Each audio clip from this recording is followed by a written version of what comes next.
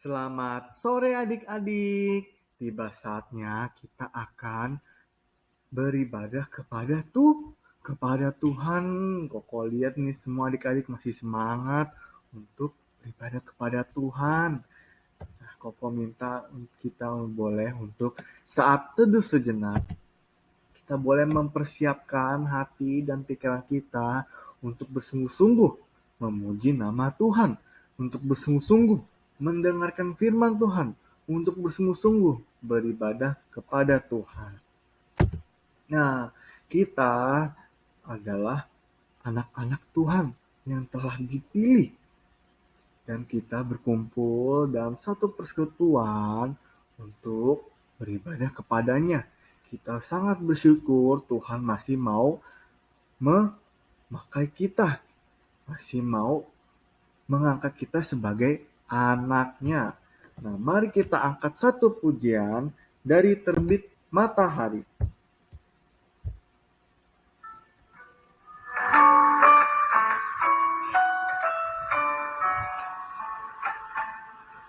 Dari terbit matahari sampai pada masuknya, biarlah nama Tuhan dipuji. Dari terbit matahari sampai pada masuknya, biarlah nama Tuhan dipuji. Puji Tuhan, puji Tuhan. Dari terbit matahari sampai pada masuknya, biarlah nama Tuhan dipuji. Sekali lagi, dari terbit matahari. Dari terbit matahari sampai pada masuknya, biarlah nama Tuhan dipuji. Dari terbit matahari sampai pada masuknya, biarlah nama Tuhan dipuji. Puji Tuhan, puji Tuhan. Dari terbit matahari sampai pada masuknya, biarlah nama Tuhan dipuji. Semuanya lipat tangannya, tutup matanya, kita mau berdoa. Tuhan Yesus, kami mengucap syukur atas kasih-Mu.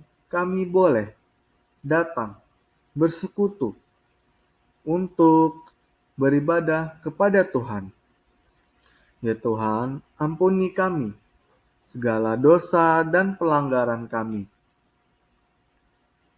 Kiranya Engkau boleh sucikan dan kuduskan hati dan pikiran kami, agar kami boleh layak dan bertumbuh dalam iman kepadamu. Terima kasih ya Tuhan. Ya Tuhan, sekarang kami ingin melanjutkan memuji-pujian kepada Tuhan dan mendengarkan firman Tuhan. Kiranya Tuhan boleh pimpin setiap ibadah kami. Terima kasih ya Tuhan. Hanya di dalam nama Tuhan Yesus kami berdoa. Amin. Nah adik-adik, kita telah dikumpulkan. Kita telah disatukan dalam satu sekutu, persekutuan. Itu karena apa? Karena Dia telah memanggil kita. Dia telah memanggil kita dari begitu banyak dunia, anak-anak dunia yang tersesat. Dia mau memakai kita. Dia mau memanggil kita sebagai anaknya. Mari kita angkat pujian, dengar dia panggil nama saya.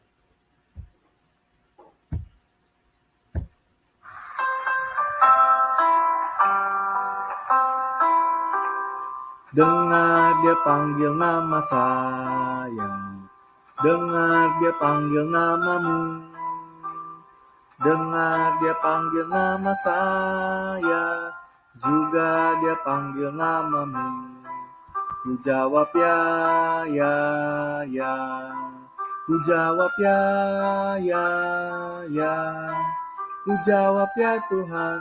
Ku jawab ya Tuhan. Ku jawab ya, ya. Sekali lagi, dengar dia panggil nama saya. Dengar dia panggil nama saya. Dengar dia panggil namamu. Dengar dia panggil nama saya. Juga dia panggil namamu. Ku jawab ya, ya, ya. Ku jawab ya, ya, ya. Ku jawab ya Tuhan. Ku jawab ya Tuhan. Ku jawab ya, ya, ya. Nah, adik-adik, setelah kita menjawab panggilan dari Tuhan, kita setelah itu ngapain? Kita diam aja. Tentu tidak ya adik-adik, kita mau melayani Tuhan. Kita mau bekerja untuk Tuhan. Kita mau tangan kita bekerja untuk Tuhan. Mulut kita untuk memuliakan namanya. Kaki kita untuk mencari jiwa-jiwa yang belum diselamatkan. Mari kita angkat satu pujian, tanganku kerja buat Tuhan.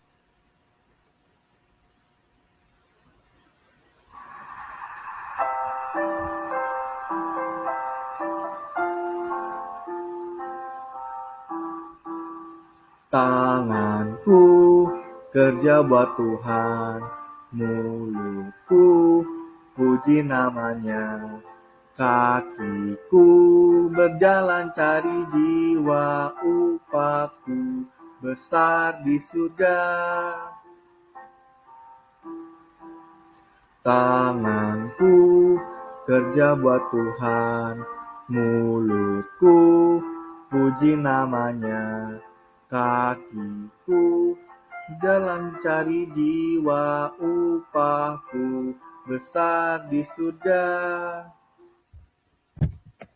Nah, adik-adik, tiba saatnya kita akan mendengarkan pengumuman. Adik-adik boleh buka kupingnya untuk dengerin info dari Koko agar tidak ketinggalan informasi. Nah, kita seperti biasa di hari Minggu kita akan beribadah. Jam berapa adik-adik?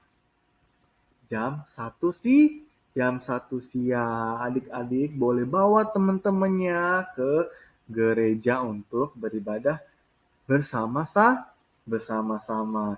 Yang adik-adik yang sedang sakit atau sedang berhalangan juga tidak usah khawatir. Karena kita juga akan mengadakan secara online dan via Zoom. Link Zoom-nya akan dikirimkan di grup WhatsApp sekolah minggu. Nah, adik-adik, kita akan mendengarkan firman Tuhan. Mari kita angkat satu pujian, Roh Kudus yang manis.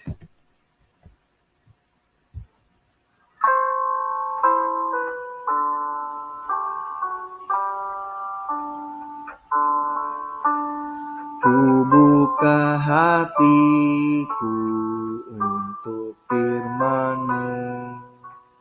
Ku ingin menjadi seperti Yesus. Berfirmanlah Tuhan, ku mau mendengar dan melakukannya setiap hari. Roh Kudus yang manis, tolong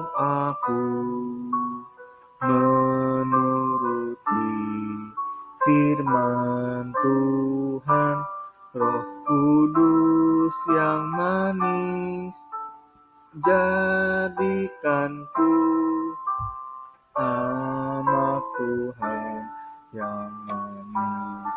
Mari kita angkat pujian ini sekali lagi. Ku buka hatiku untuk firman-Mu. Ku ingin menjadi seperti Yesus. Berfirmanlah Tuhan, ku mau mendengar dan melakukannya setiap hari. Roh Kudus yang manis, tolong aku menuruti firman Tuhan. Roh Kudus yang manis, jadikanku anak Tuhan yang manis.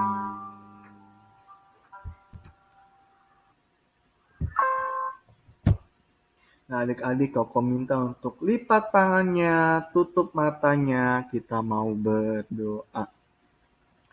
Tuhan Yesus, kami telah menaikkan puji-pujian.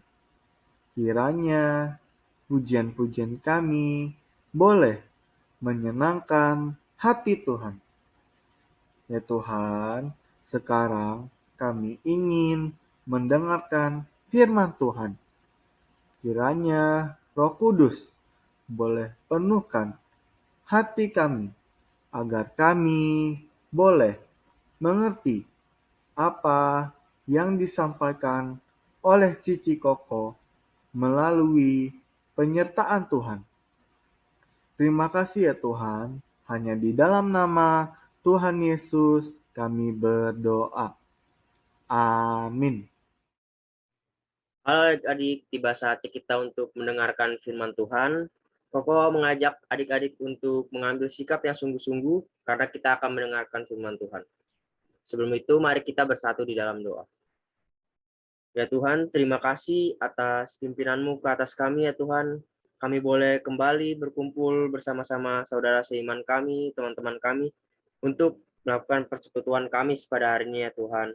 Walaupun dalam keadaan online ya Tuhan, kiranya Engkau yang boleh mampukan setiap kami supaya kami boleh duduk diam mendengarkan fokus kepada firman Tuhan ya Tuhan. Terima kasih ya Tuhan, pimpin setiap kami. Dalam nama Tuhan Yesus kami telah berdoa. Amin. Nah, firman Tuhan kita pada hari ini diambil dari Kisah Para Rasul 1 ayat 1 sampai 11. Kita buka ya adik-adik. Adik-adik di rumah boleh buka kitabnya di Kisah Para Rasul 1 ayat 1 sampai 11.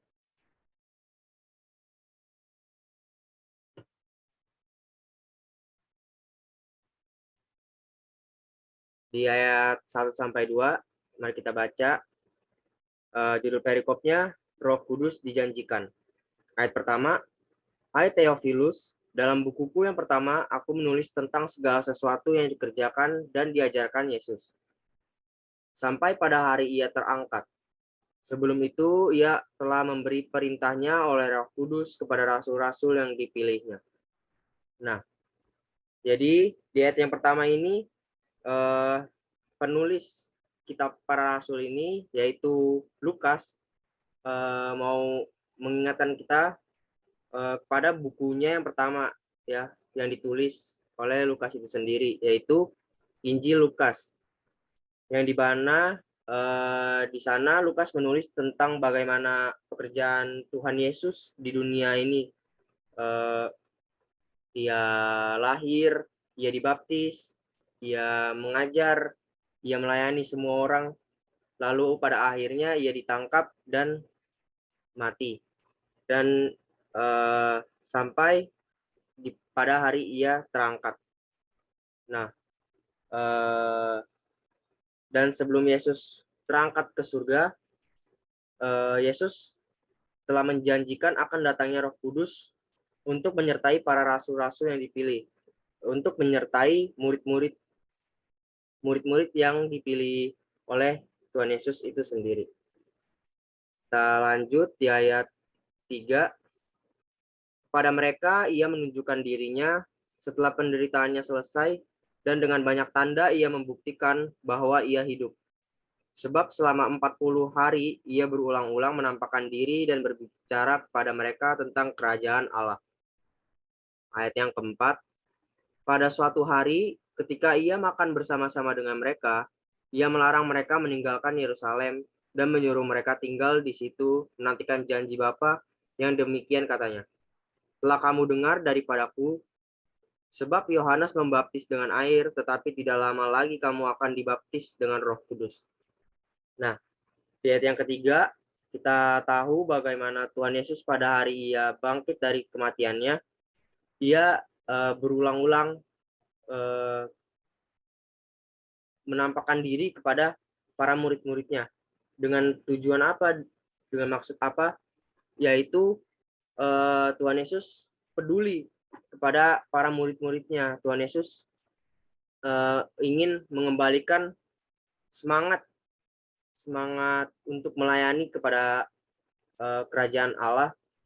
Tuhan Yesus ingin mengembalikan motivasi mereka melayani. Dengan itu Tuhan Yesus kembali menampakkan diri kepada mereka supaya mereka tidak hilang semangat, karena mereka tahu kalau Yesus mati. Tapi Tuhan Yesus memikirkan itu dan menguatkan iman para murid-muridnya. Sungguh seorang Tuhan yang sangat peduli akan kebutuhan murid-muridnya. Lalu di ayat yang keempat, pada suatu hari ketika ia makan bersama-sama dengan mereka, ia melarang mereka meninggalkan Yerusalem. Nah, Tuhan Yesus juga pernah memberikan murid-muridnya perintah supaya murid-muridnya ini nggak meninggalkan Yerusalem dan menyuruh murid-murid untuk tinggal di situ menantikan janji Bapa. Janji apa sih? Ya, janji yang tadi di ayat yang kedua, yaitu akan datangnya Roh Kudus atas mereka.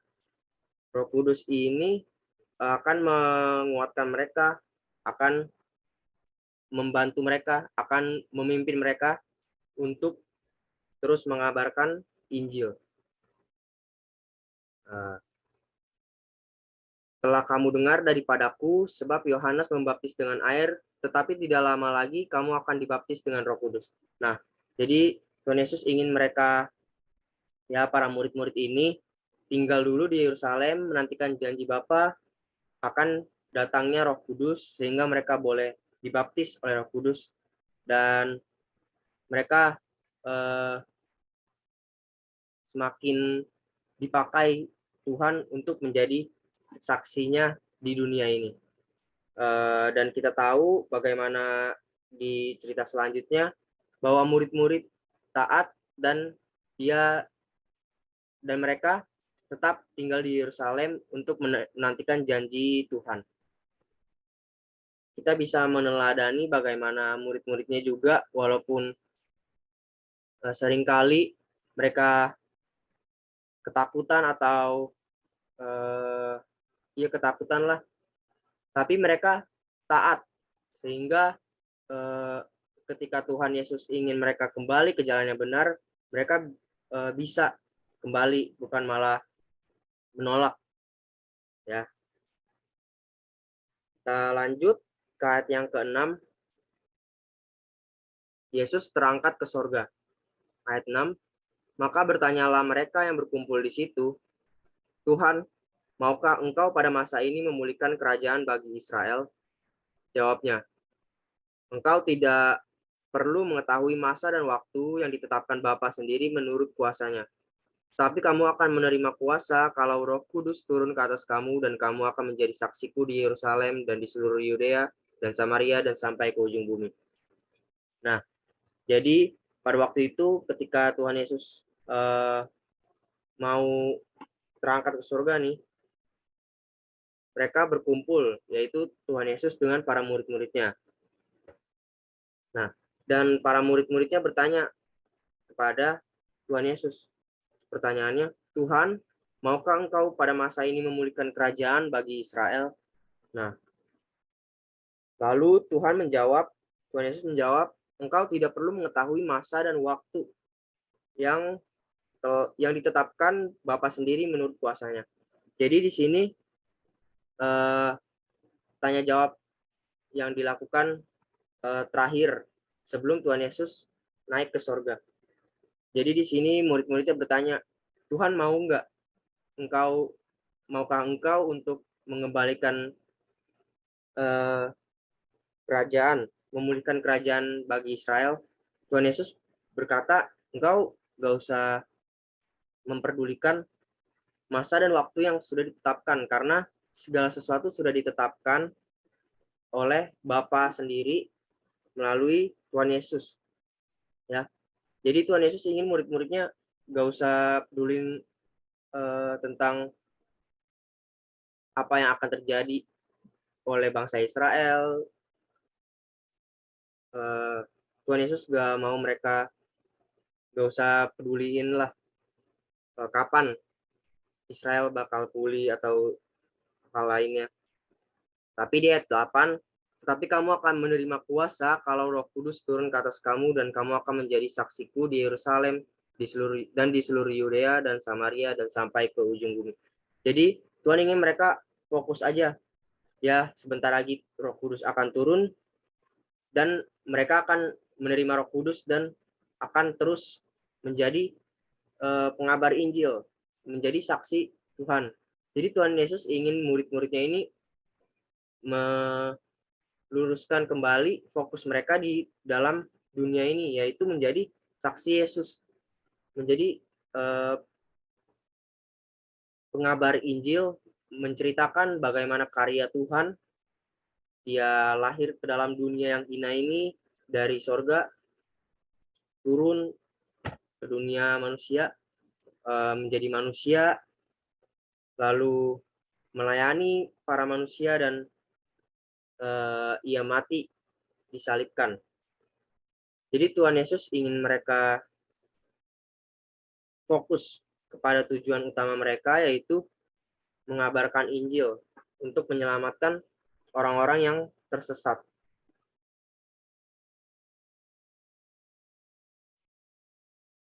Kita lanjut di ayat yang ke-9. Sesudah ia mengatakan demikian, terangkatlah ia disaksikan oleh mereka, dan awan menutupnya dari pandangan mereka. Ketika mereka sedang menatap ke langit, waktu ia naik itu, tiba-tiba berdirilah dua orang yang berpakaian putih dekat mereka, dan berkata kepada mereka, hai orang-orang Galilea, mengapakah kamu berdiri melihat ke langit? Yesus ini yang terangkat ke surga meninggalkan kamu, akan datang kembali dengan cara yang sama seperti kamu melihat dia naik ke surga. Nah, jadi ketika mereka sudah berbincang-bincang nih, Tuhan Yesus terangkat ke surga dengan cara awan menutup Tuhan Yesus dari pandangan para murid-muridnya. Jadi di sini ketika mereka sudah selesai bertanya jawab, Tuhan Yesus naik ke surga. Dan ketika murid-muridnya ini menatap ke langit karena Tuhan Yesus baru saja naik ke surga, datanglah, ya tiba-tiba berdirilah dua orang yang berpakaian putih dekat mereka. Ya, jadi ketika mereka menatap nih ke langit, tiba-tiba ada dua orang berpakaian putih ya, seperti di gambar ini. Dan dua orang ini berkata kepada para murid, hai orang-orang Galilea, mengapakah kamu berdiri melihat ke langit? Yesus ini yang terangkat ke surga meninggalkan kamu, akan datang kembali dengan cara yang sama seperti kamu melihat dia naik ke surga. Jadi setelah Tuhan Yesus naik pun, Tuhan Yesus mengirimkan dua orang malaikat untuk kembali mengingatkan mereka supaya mereka nggak diam saja setelah ditinggal Tuhan Yesus naik, tapi Tuhan Yesus ingin mengingatkan mereka bahwa mereka akan bertemu kembali, ya. Tuhan Yesus akan datang ke dunia ini untuk yang kedua kali dengan cara yang sama seperti pada waktu Tuhan Yesus terangkat ke sorga. Jadi setelah kita melihat bahwa janji Tuhan akan datang kembali ke dunia ini, apa sih yang harus kita lakukan adik-adik? Apa yang harus kita perbuat nih sambil menunggu kedatangan Tuhan Yesus yang kedua kali, ya? Bagaimana respon kita dalam meresponi janji Tuhan untuk datang ke dunia ini yang kedua kali, ya. Jadi sudah dikatakan berkali-kali bahwa sambil menunggu kedatangan Tuhan Yesus yang kedua kali, kita harus menjadi saksi Kristus di tengah dunia ini. Kita harus terus mengabarkan Injil kepada orang-orang yang tersesat, orang-orang yang belum pernah mendengar Injil sama sekali, sehingga kita bisa memperkenalkan mereka kepada Allah kita, yaitu Tuhan Yesus, sehingga mereka bisa tahu bagaimana mereka begitu dicintai oleh Tuhan Yesus, sehingga Tuhan Yesus mau turun ke dunia untuk menyelamatkan kita manusia yang berdosa. Nah, bagaimana sih caranya? Ya, adik-adik kan masih sekolah gitu ya. Aku kan, kalian kan masih sekolah, mungkin belum berani untuk bilang apa, untuk mengabarkan secara langsung. Kalian bisa dengan cara sikap kalian, bagaimana kalian mencerminkan